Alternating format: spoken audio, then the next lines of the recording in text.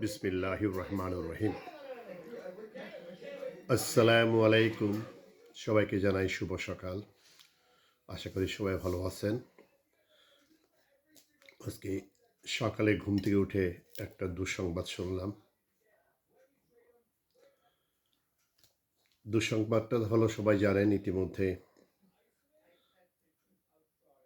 আমাদের বাংলাদেশের সাবেক তিনবারের প্রধানমন্ত্রী বেগম খালেদা জিয়া আমাদের মাঝে আর নেই। ইন্না লিল্লাহি ওয়া ইন্না ইলাইহি রাজিউন। উনার ক্ষমতা থাকাকালীন যে উনি ত্যাগ, তিতিক্ষা, সংগ্রাম করে গেছেন, সবাই কম বেশি জানেন।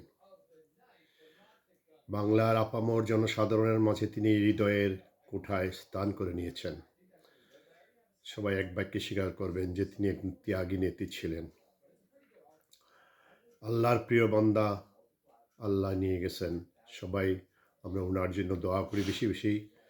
আল্লাহ ওনাকে যেন জান্নাতুল ফেরদৌসের সর্বোচ্চ আসনে দান করুন।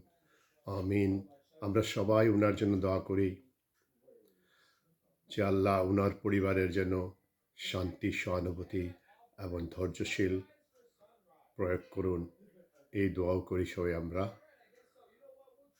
যা হোক, উনি সবার মাঝে অমর হয়ে থাকবেন যে তিনি যে একজন সফল দেশনেত্রী ছিলেন। আর বলার কিছু নাই। সত্যি আমার মনটা খুবই ভারাক্রান্ত হয়ে গেছে।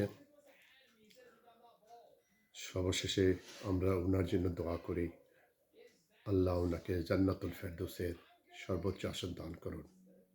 সবাই ভালো থাকবেন, দিনটা সবাই ভালো কাটুক। আল্লাহ হাফেজ। আসসালামু আলাইকুম।